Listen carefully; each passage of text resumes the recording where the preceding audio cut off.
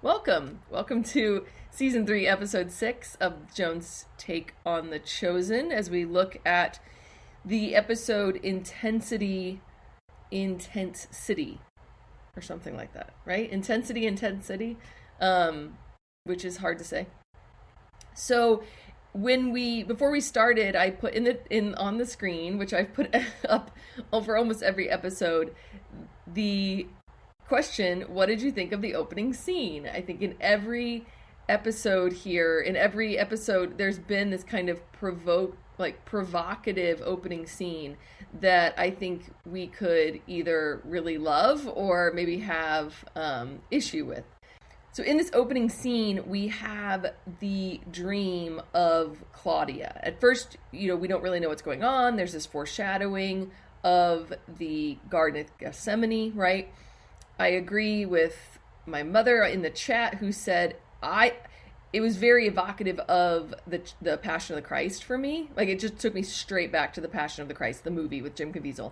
The serpent and that feeling. So I have to wonder if the writers, thought that, if that influenced them. And this is, of course, the dream that Claudia has, the wife of Pilate has, referenced in Matthew 27:19. I've always loved Claudia. I've always been intrigued by the character of Claudia, and it's tradition that tells us that her name is Claudia. She has become there's been a lot of fascination with her. The Spear by Louis DeWall, which is one of my favorite books, talks about her. She's a character in The Spear. She is the main character of Gertrude von Lefort's short story, The Wife of Pilate. And she's really captured imaginations. So I love that they've introduced her character so quickly in the seasons. So quickly in season 3. I wasn't expecting her to have short hair. I see somebody said in the chat, like, when she woke up, we thought, is this a young boy? But I thought, it has to be Claudia. I wasn't expecting the short hair, but I did ask around. And I'm still not crazy about it, but people have said it was possible for the Roman women to have such short hair. I would have thought they would have. I know that Roman women at the time really prided themselves on these elaborate hairstyles, and so at first I was like, this is anachronistic, but I guess it's not. I've asked around, and it's not an anachronistic detail that she has this short hair. It definitely causes her to be a foil for the Jewish women, right, who are going to be depicted with this long hair. And so it's a reference, of course, to Matthew 27:19. When Pilate was seated on the bench, his wife sent him a message: "Have nothing to do with that righteous man. I suffered much in a dream today because of him." So this idea of Claudia's dream, we don't know more than that. We don't know what was in Claudia's dream. And it opens a lot of other questions. It's interesting to think about what this dream might be. It opens a lot of questions. What would happen if Pilate had listened to her? So was it a dream of the Lord? Or if Pilate would have listened to her and Christ's crucifixion would not have happened? Okay, so then some say, well, maybe it was a dream of the devil. In fact, there were a series of plays, the York mystery plays in the Elizabethan time, actually depicted it as a dream of the devil to dissuade the passion from happening. But I think it was probably a dream of God. But was it, what was the purpose of it? And there's a lot of questions I think we can take when we think about Claudia's dream. And again, I love that they introduced her early. Who's to say that this dream wasn't a reoccurring dream, right? Who's to say? And that's what they've chosen to depict. And it's really neat. I'll tell you one hypothesis about the dream, which comes to us in Gertrude von Lefort's short story. It also comes in Dorothy Sayers, who deals with it in her historical fiction about Christ. And it's that she dreamt her husband's name being repeated in the Nicene Creed, crucified under Pontius Pilate. Because if you think about it, Pontius Pilate is the only person mentioned by name except for, Jesus and Mary. He's the only one mentioned by name in the creed. And so in those depictions, her dream is this repetitious He was crucified under Pontius Pilate, suffered, died, and was buried. And in Gertrude von Le Fort's short story, she hears it in like Gothic cathedrals and in deserts and in places that she can't even understand why these people are saying crucified under Pontius Pilate, but she's witnessing the Catholic Mass being celebrated and people praying this. I think that's really powerful. But here we have the first dream she has, at least in The Chosen, maybe she's going to have others, is this serpent and this agony in the garden scene. So there's a lot of questions. So Jackie says, are there references to Claudia anywhere else? It's mostly through tradition. So the Gospel of Nicodemus, which is an apocryphal gospel, it talks a lot about this dream of Claudia. And then tradition has named her Claudia. So she's actually revered in the Ethiopian church and in the Eastern Catholic Church as a saint. And it's tradition that her name is Claudia, similar to our tradition that Fotina, the Samaritan woman's name, is Fotina. The other question that's really, I think, getting like people are asking, and Angie asks it here, is I think Pilate would be that young? So it's interesting. I found out from an interview with Dallas that they had not intended him to be that young, actually. When they originally wrote, they were, casting people 40s and 50s, like we would picture Pilate. And the actor that tried out for Pilate, the actor they ended up casting, was young. And he did such a phenomenal job and captured what they wanted him to capture that they decided, okay, we're going to take a different look at Pilate, and we're going to say, like, what if he was young? What if he was, this guy who kind of finds himself in this situation? He's doing the best he can, and it's really intriguing to think about. We don't know how old Pilate was, so we don't know if he was old or young. We just have assumed, right, because of our depictions. So I think it's really, I loved it. I love that once again, The Chosen is causing us to kind of think back to what we've always accepted, and is that right?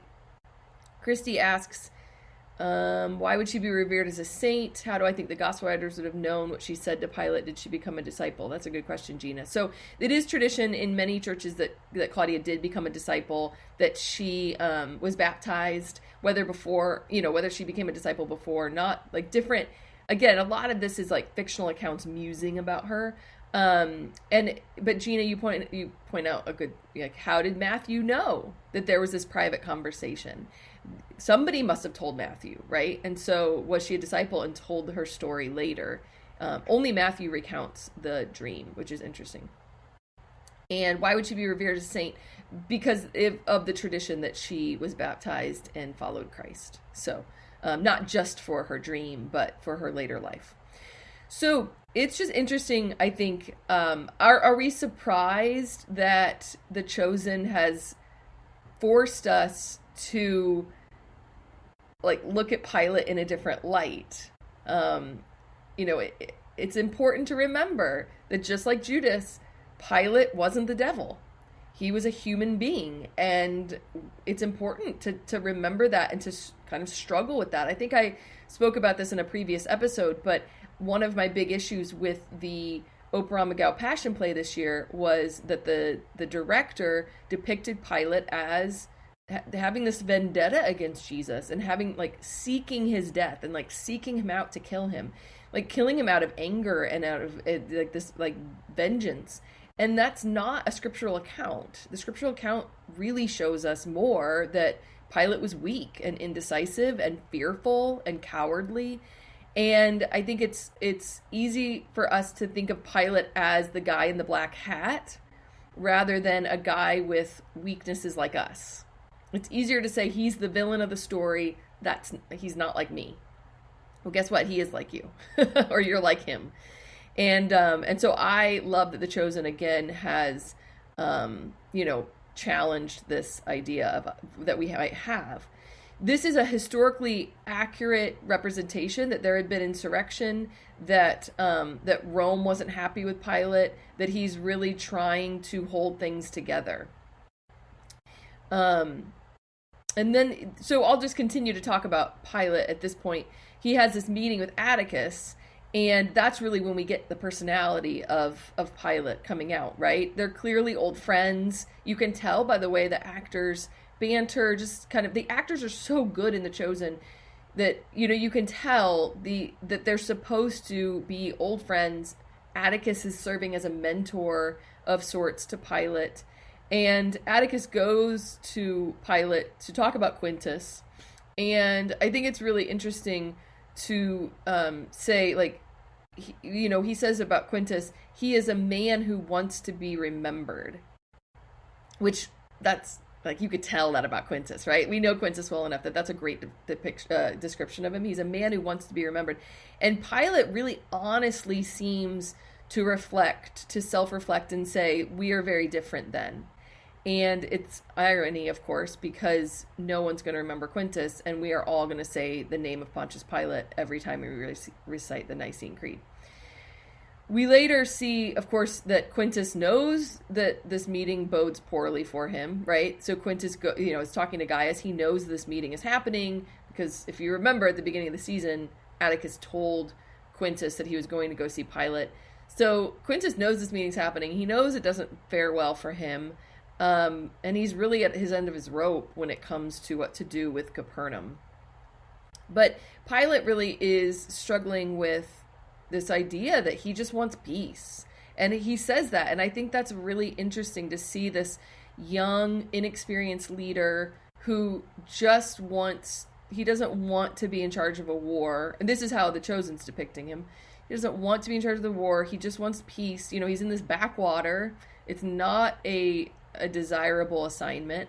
And it's interesting when he says, I just want peace, is that the motive for him putting Jesus to death? Again, we don't want to like him, but it's The Chosen reminds us that everybody's kind of likable, and we have to kind of struggle with people as human beings. And Pilate might be likable, and we have to be prepared for that. So Dan points out in Eastern Orthodox, one theory is Pilate also converted and was a martyr.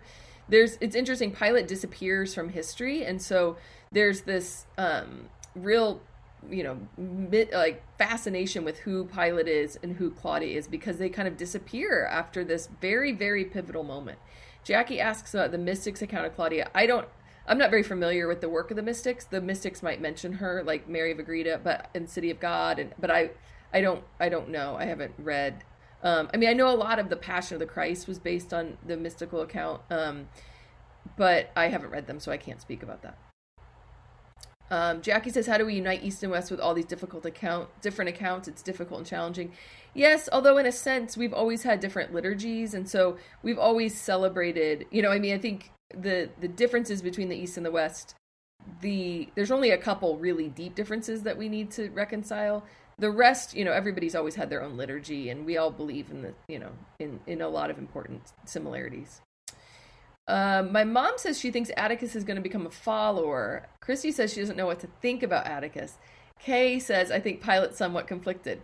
I also don't know what to make of Atticus. I thought he was going to become a follower, and now I'm having my doubts because he's such a mentor to Pilate. I'm wondering if actually Atticus is going to be one of the reasons that Pilate puts Jesus to death.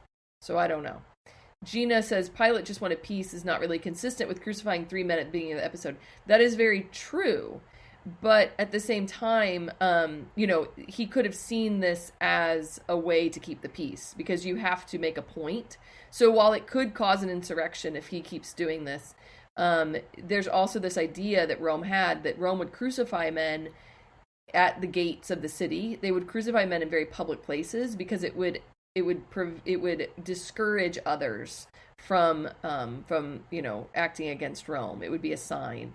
So it's hard. Pilate really is stuck in a difficult place, as we see in the trial of Jesus, right? Is he going to do what his conscience tells him to do, or is he going to do what maybe Rome would tell him to do, to put down, to keep the peace, to quell the insurrection? So it's interesting. It's a lot to talk about, and it shows us how interesting the seasons are going to get, because we're going to wrestle with all this. At the beginning, people were like, I didn't like to see Jesus suffering in the garden. Well, good luck, because we're going to have a lot worse than that, right? We're going to have a lot worse than that.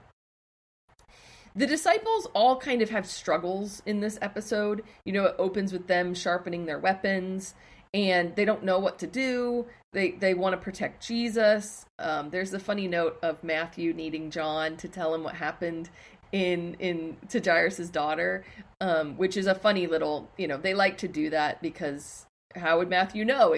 How would he write it in his gospel unless John told him? That I liked that. So they're grappling with this because they're worried. They want to protect Jesus. James has this misconception that power went out of Jesus without his consent. And it's another way that we're seeing that the apostles don't really understand, and what would it have looked like to them? It would have looked like power went out of him. It's not, he of course, it's not that he said he didn't know, but of course it's not like anybody can just touch him and cause a miracle, right? That's not true. But they don't know that. They're grappling with that. And it shows that limitations of what they know. But I liked this scene and that there was some good realistic interactions.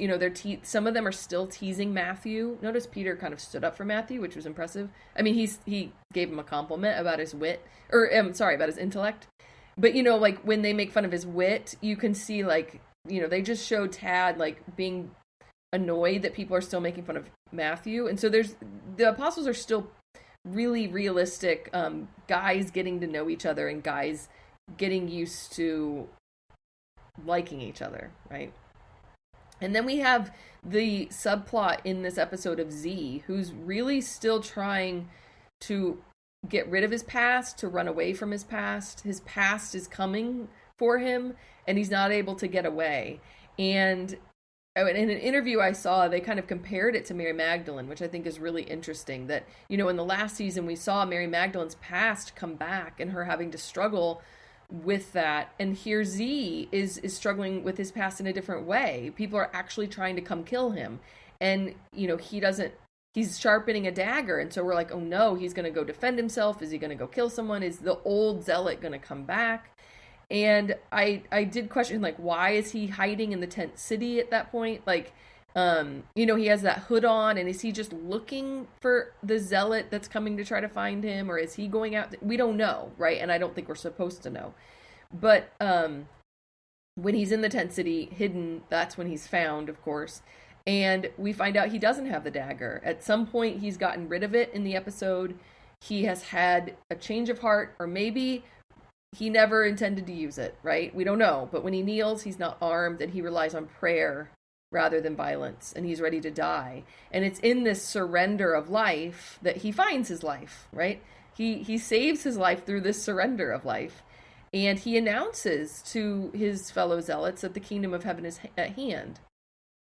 What does the zealot say back to him? He sees Gaius in the tent city, and he says, this is not the kingdom I've been promised. And I think that's a really important line.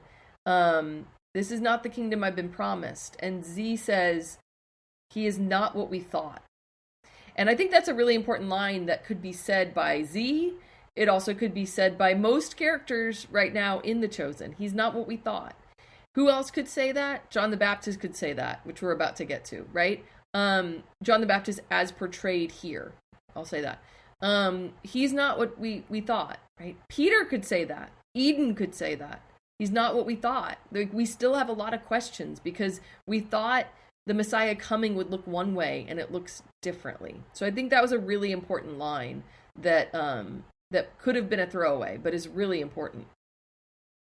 So I'm kind of grouping these interactions and not going chronologically through. So the Z scene, of course, happens right before the disciples of John ask their question. We're going to go back because we have this bizarre scene. So we're still talking about all the struggles of the disciples. So the disciples are all showing their struggles in different ways in this episode. And we have this bizarre scene with Leander from Nave. And it's a really weird, I know that it's supposed to probably create drama that someone's coming to kill Z, right? I don't know if that was your thought, but when the scene opened, I was like, oh, here we go. Here come the zealots to kill Z. And I think that's what we were supposed to think, but it just seemed very odd. And actually, in the after show, Dallas says it's one of the more bizarre scenes of The Chosen, which I think is saying something. So Leander comes to, so Wendy says he's not what we thought, would go to the idea that the Messiah would be a warrior soldier. Yes, for the zealots, correct. But I think he's not what we thought. Everybody grapples with that in a different way, right? Peter thought his life would be easy, maybe, perhaps. Eden thought her life would be easy, perhaps. John the Baptist thought he'd be freed from jail, right? So he's not what we thought. For the zealots would go to the idea that the Messiah would be a warrior. But I think all of us have to grapple individually with who we think God is and who God is in our lives. And sometimes those things don't match up. Most of us don't think of God as a warrior anymore, don't think of him in that way, but we all kind of at times have misconceptions about him or how he works. And so I think it's calling us to that. So we have this bizarre scene with Leander. I stand corrected. I think previously I questioned why they had gone to the Decapolis when they were not supposed to go to the Decapolis, and somebody corrected me in YouTube, thankfully. And so now I'm saying it on the podcast that they didn't go to the Decapolis, right? It was overheard, and Leander and others took it back to the Decapolis. And so we saw Leander briefly. He showed up when they were preaching in that opening scene, the black and white scene. Leander was there. We didn't know who Leander was. We didn't notice Leander. Unless you rewatch it, then you'll recognize him. So, and they don't know who he is. They're like, who are you, right? And so he's come because the message has spread like wildfire. And that's a good thing, right? We want the message of Jesus Christ to spread like wildfire, but it's causing trouble. And so he's coming back because he's like, you guys got to fix this trouble. You've caused trouble. Now you got to fix it. And everybody's up in arms, right? Brother against brother. This is exactly what will happen in Acts and in Rome, in early Rome, that, for example, when people stop worshiping the gods, it causes issues for people in the community, right? Either trades stop. In Acts, we see this, like a disruption of trade. The magicians are mad because they're not making any money. In early Rome, with the Christians wouldn't worship the gods, and the Romans saw this as an attack on Rome. They if you don't worship the gods are going to smite us. The gods won't protect Rome. And so we have to rid ourselves of these people who are endangering our city by not worshiping the gods. So this is very indicative of what's going to happen. We don't see in the scriptures it happening during the time of Christ, but I think it's believable in that it happens in Acts and it happens in the early days of the church, right?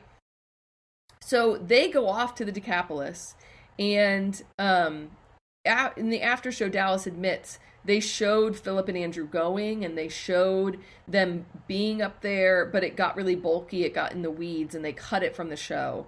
And so they're going to show at the beginning of next episode them coming back and like the effects of their trip. But they don't show the trip, and I think that was a great idea. That would have really, I think, taken away from some of the other storylines.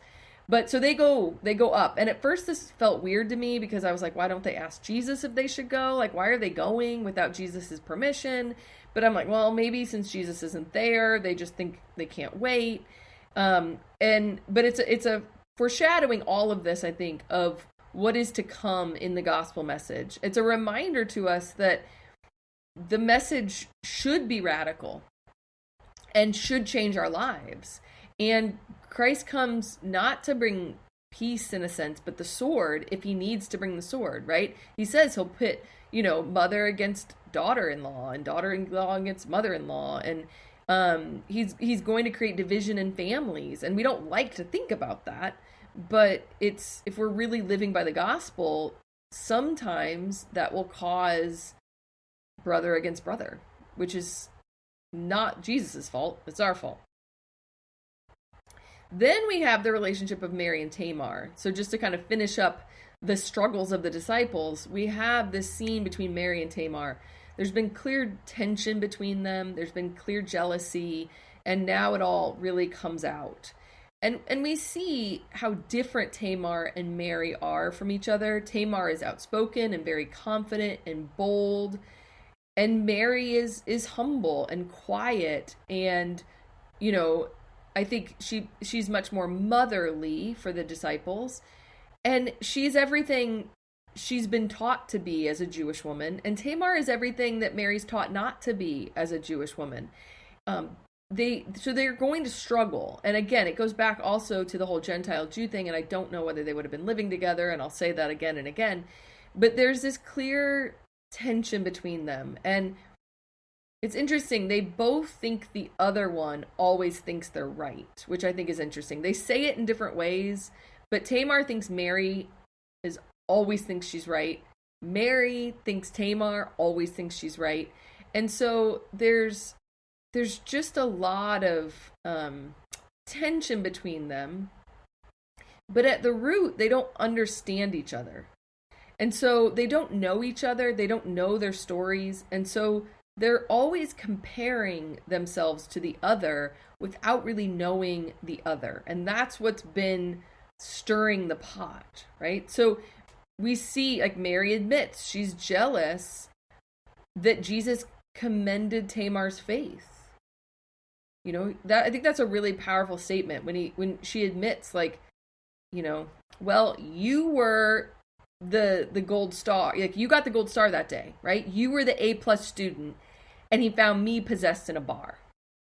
Like, there's real emotion there and real wounds. And it's interesting that Tamar reminds her, she says, like, you know, do you regret how we found, like, do you regret your story, or do you regret how he she didn't say regret, I should have written it down, but she indicates, like, you have to be thankful for whatever brought you to Jesus, right? That's how you found Jesus. And so the story is good even in its brokenness. So don't begrudge your story even though it's broken and even though there's wounds. But Mary, we find, is still carrying her wounds. Even though Christ forgave her. Christ forgave her at the beginning. Christ forgave her when she came back, when she fell again. But she is so full of shame for that first encounter. She's so full of shame for her past. She's so full of shame over leaving again. I think she's terrified that that's going to happen again. And so even though she's forgiven, she is still carrying those wounds. She says, I am doing everything I can day after day, and I'm afraid I am still broken. I worry I will never be enough. How many of us have said that? Or how many know people who struggle with that they aren't enough? Of course you're not enough. Of course you're broken. We all need the Messiah. He calls you out of your brokenness. Yeah, Mary, you're still broken, and you could fall any day. But that's why we have Jesus. That's why you need Jesus. And so Tamar says, I'm sorry for the shame and regret you feel, but Jesus forgave you, and you choose to hold on to it. And that's so powerful, that Mary is the one that's hanging on to her wounds. Jesus isn't. And how often we see that. We'll go to confession and we'll confess a sin, and it will still haunt us. We choose to hold on to it. Jesus isn't holding on to it. We are holding on to it. I think this is a really powerful scene. And Mary says something. She says, I judge your strength against my weaknesses. And so I'm seeing in the chat, people are pointing out, you know, that Jesus saved Mary, Tamar found Jesus. Kay says, we often don't see our qualities hidden to us, but seen by others, always a surprise when someone tells us. That's what they do, right? They tell each other here in the scene what they admire in each other as well. And so what Mary's done is Mary's judging, she's holding up her wounds to what Tamar's done right. Because guess what? She doesn't know Tamar's wounds. They don't know each other. And so isn't that so often what we do? We don't actually know people. We don't know their stories. We think we do. And so we make judgments about them, and we make judgments about us. And so often we measure our weaknesses against their strengths. We compare and say, well, I can't do this, I can't do this, I can do this, and they can. But we fail to see that they can't do some things, and we can't. Or we hold ourselves high and mighty and we judge all our strengths against their weaknesses. And we say, look what a terrible person they are. Look at all the faults they have. Blame, blame, blame, blame, blame, blame. I'm wonderful. But we don't know their story. And we're ignoring our sin. And so comparing ourselves to others, holding up our weaknesses to their strengths or our strengths to our weaknesses is a recipe for disaster. So they both are judging each other, not knowing each other and not knowing their stories. I like that, we all have different stories. We all have different paths. We all have different gifts.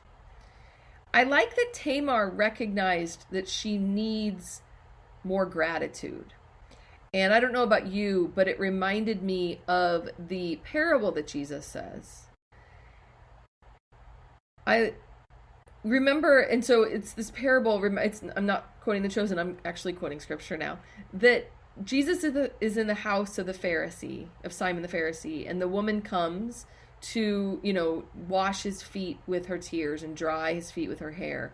And some people have said that's Mary Magdalene, and some people say it's not Mary Magdalene. And I think, I could be wrong, but I think they're referencing this when Tamar says that she needs more gratitude. Why does Mary have gratitude? Because she's been saved. Because she's been in the depths of hell, and Jesus went and got her out of them. And so we think about Jesus' parable in Luke 7. So I tell you, her many sins have been forgiven, hence she has shown great love. But the one to whom little is forgiven loves little. Mary Magdalene loves much. She is grateful because she has been to the end and Jesus has saved her out of that. And so Tamar recognizes that maybe she needs some of Mary's gratitude. Maybe she needs to recognize more the gifts of others or even what the Lord has done for her. And she recognizes that I can learn from Mary. So Mary's recognized she can learn from Tamar. And Tamar recognizes that she can learn from Mary. And there's a big growth there. We have more about the olive oil and the good soil. Again, is this leading to a parable? Maybe.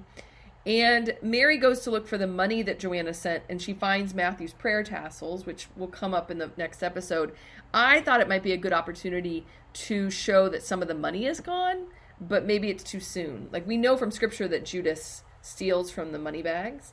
And so I thought this would be a way that they would show, oh, some of the money's gone, but we don't really have clear indication of that in this episode. So then we have this scene with the disciples of John, right? So James and John go get Peter. This scene with James and John and Peter shows us that Peter's out of the loop. He says, send Andrew and Philip to say if they're really the disciples of John. And they're like, are you crazy? Like, Philip and Andrew aren't here. Well, Peter's out of the loop. He's not been with the boys. I love how Peter tells John to take the log out of his eye. Clearly, he's been listening to Jesus, right? He hears and he's throwing Jesus's words back at John. And now we get this scene from Luke 7:18-35.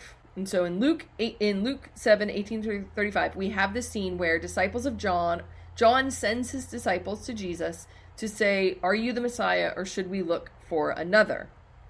So in Luke 7:20, when the men came to him, they said, John the Baptist has sent you to ask, are you the one who is to come, or should we look for another?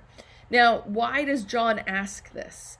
There are a variety of possibilities why John might send his apostles to ask this question. One of them is perhaps now I'm talking about scripture, not necessarily The Chosen, okay? Sometimes I have to make that differentiation.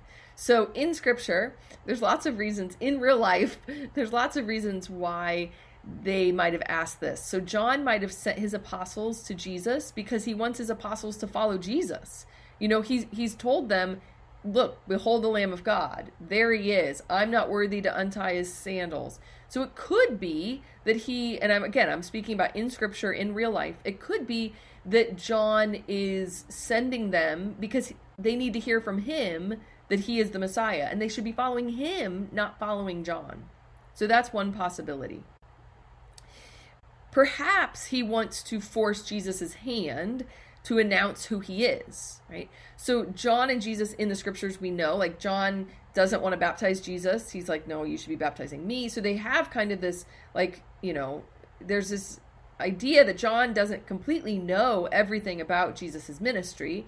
And so it could be that he's just like, okay, announce it already. And so he sends his disciples there to announce it. And we see that, when Jesus answers his question in the Chosen episode, he's answering it in a very public forum. We have Gaius there, we have the rabbis there, we have the zealots there, we have the disciples of John there. Or he could be suffering a dark night of the soul. And I think that's a very real possibility, that John is not divine. John's human. John has to struggle with faith the way we have to struggle with faith. He's seen a lot, he's done a lot, he knows a lot, but now he's rotting in prison. And he doesn't maybe know exactly what the mission of the Messiah is going to look like. And so it's very real that John suffers this kind of dark night of the soul and is looking for consolation, is looking for, just some answer. Are you the one? Like, just give me that consolation that my work has not been in vain.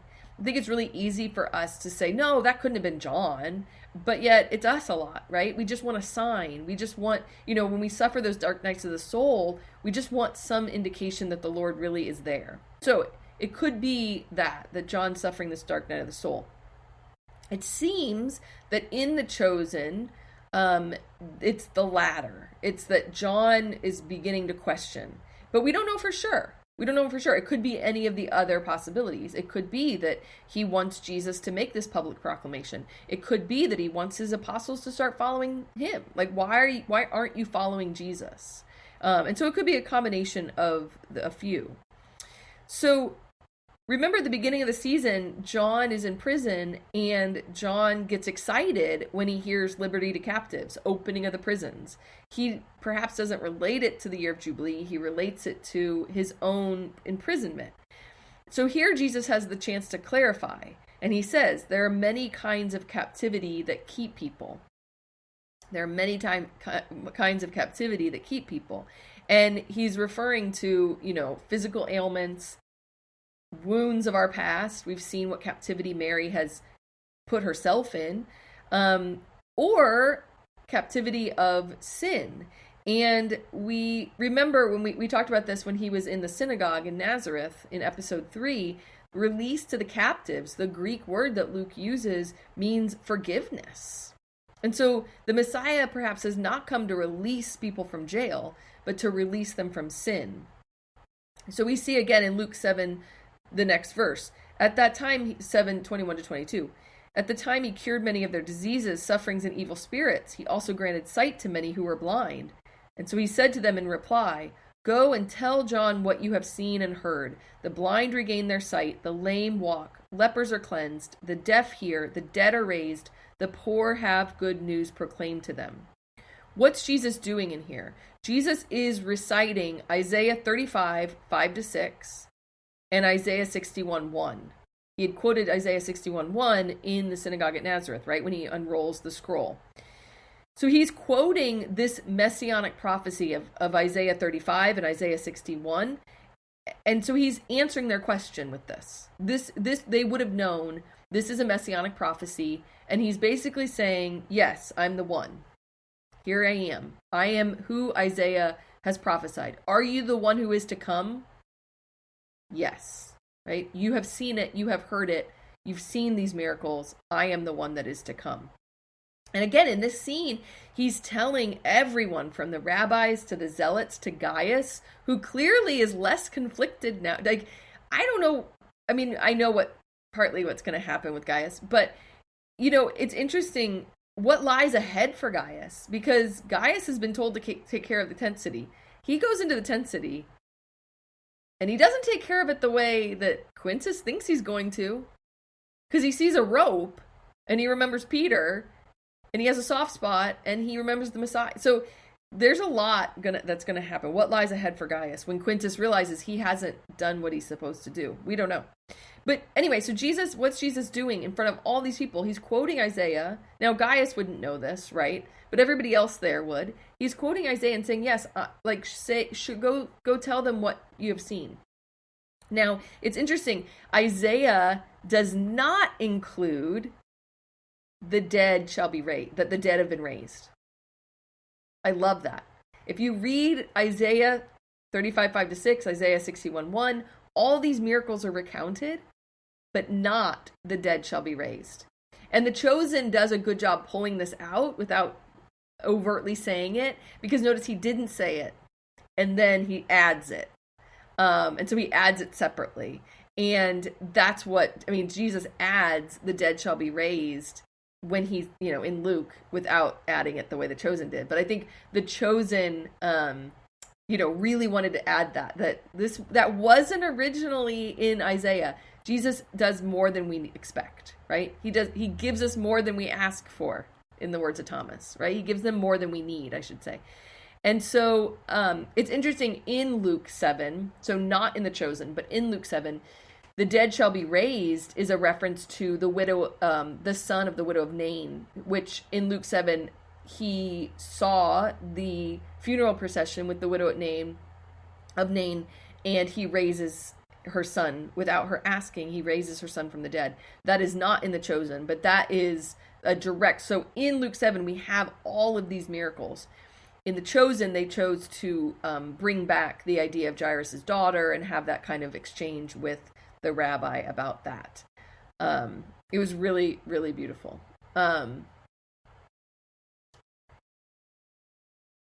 My mom just says that watching all the facial expressions is key, and I think that's really important. I agree. And so often I can watch TV distractedly, and with The Chosen you can't, because the actors are so good. There's this interplay of expression, some of which isn't scripted, some of which is the actors are so in. I just love how they are their character, and so there's a lot of unscripted moments that are really important to understanding what's happening in hearts and minds.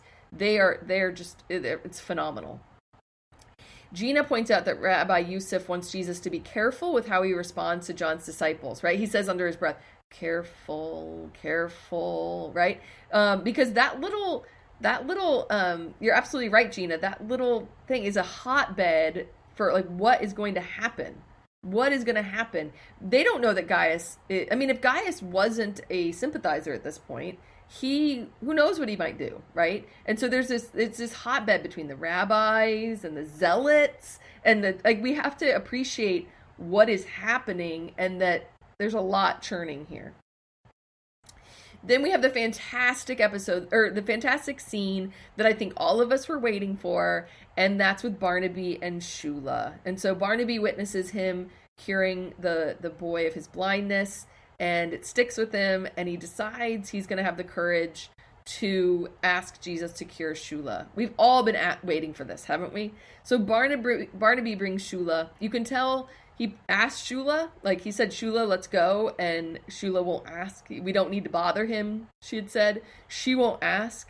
And Barnaby asks for her. So we all need friends like Barnaby. We all need friends that will lower us down into a roof. We need those friends that will bring us to Jesus, that will, encourage us. So we need a Barnaby. Why is Shula afraid to ask? I think it's really important to examine that. We all know people like this. Maybe they're afraid to pray for something because they feel it's selfish. Maybe they think, well, other people have bigger problems than I do. Maybe they think they're not worthy. Any of these things could be playing with Shula. She says, you're busy. There's other problems. Or do we identify with our problem? We identify with that cross and we're afraid to surrender it?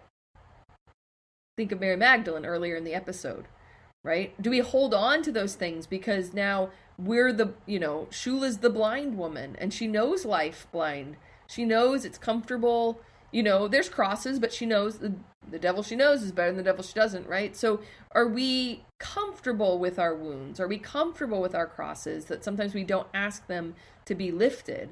And it takes someone else to say, you know what, you would be much better if you were freed of that. Sometimes we're more attached to our wounds than we realize. And so it's easier sometimes to live with this than to think of life without it. And I love how emotional everybody is even the disciples, right? Like the disciples are so emotional when Jesus cures Shula. Again, that the facial expressions, the tears, it's really powerful. But we see also that Barnaby struggles asking, right? I'm fine, maybe some other time. Some other time? Like is Jesus, all his power sucked up for today? Like he has no more power left today because he's done so much? But so Barnaby's not even going to ask. And as he's walking away, of course, he realizes he's been cured. And I love how Jonathan just says, there it is, right? And it's a great scene. The bear hug that Barnaby gives Jonathan wasn't scripted. They had talked about it. Jonathan didn't know that he was going to get the bear hug. So I just think it's a really, really powerful scene. I'm going to read over your... Gina, I agree that Jesus cured his friends in private. I love that. I didn't think about that. To avoid claims that his friends are faking their cure. That's interesting. Yeah, so you're absolutely right. Jackie says Mary's words, "I worry that I will never be enough," apply to several characters in this episode. I think there's these common themes that we see in one life, but are found in other lives as well. So then we have this really heart-wrenching final scene. We're on the high of Barnaby and Eden, or Barnaby and Shula, and then we have Simon and Eden. Earlier in the episode, we saw Simon trying. He's complimenting Eden's cooking. He's caring about the food, talking about the food, and she really has not, she'll have nothing to do with it. And then when Simon comes home, so excited, talking about Christ, he has this new energy, this excitement for the mission, and perhaps she can't take that, right? She can't take the joy. She can't take the excitement. And she finally tells Simon something she should have done from the very beginning, right? But for a number of reasons, she didn't want to distract him. She didn't want him to hold it against Jesus. She didn't want him to regret following Jesus, all of which then he does. He goes through those emotions in his grief, and then she gets mad that he's going through those emotions because he's putting words in her. So they continue to fight, right? They finally begin to communicate, which is important, right? She's telling him why she was upset. He's telling her, that he was clueless, which we all knew. But then he puts words in her mouth. And I think that the important part of this conversation was when Eden says, leave Jesus out of this. This is between us. It's not his problem. Which shows to us why she didn't go to Jesus. Jesus knew something was wrong. She doesn't go to Jesus with her problem. And Jesus doesn't interfere because ultimately this needs to happen between Simon and Eden. Jesus doesn't heal us, doesn't cure us without us wanting to be cured, right? He doesn't force himself on us. Eden was holding on to this. He needed this to happen between Eden and Simon. He wasn't going to interfere. And so Eden's not coming to Jesus because she doesn't really think she should come to Jesus, right? Why bother him? We have that thing again, right? Like, why bother him? And I like what Dallas said in the after show. He said Eden's wrestling with what role the Messiah will play in their day-to-day life. They don't know, right? He's the Messiah. What does that mean? And can we go to him personally? Like, does he matter in our day-to-day life? Again, something we take for granted looking at it from 2023. But at the time, she's wrestling with, okay, this guy's the Messiah, but what does it mean for me personally? If you had an idea of the Messiah coming to save the Jewish people from occupation, what does that have to do with my wounds? What does that have to do with my little grief over here? And so I think the scene's really powerful in that, Peter says he's the Messiah. If it's not his problem, whose is it, right? So he has a much more personal understanding of the Messiah. But we see at the very last, in the last lines, Peter's going to struggle with, why did this happen? Because if he's the Messiah, if he's my friend, and if he told me to go on mission, why did this happen? And so Peter and Eden needed to do this together. They needed this healing together. It's why Jesus, I think, doesn't intervene early. But now they're going to start asking why. And I think Eden's been asking why this whole season, when she sees the healing of Veronica. She's asking why, and now it's an important question that Peter's asking. Why? He just says why, and that's how the episode ends, because that's what we all have to grapple with. That's the important question when we suffer. Why are we suffering? Why are we suffering? Right? And so there's this fantastic interplay of idea that I'm not worthy to ask for healing, but then I follow Christ. Why am I hurting? There are a lot of emotions, and I think all these emotions in all these characters are the emotions of the Christian life.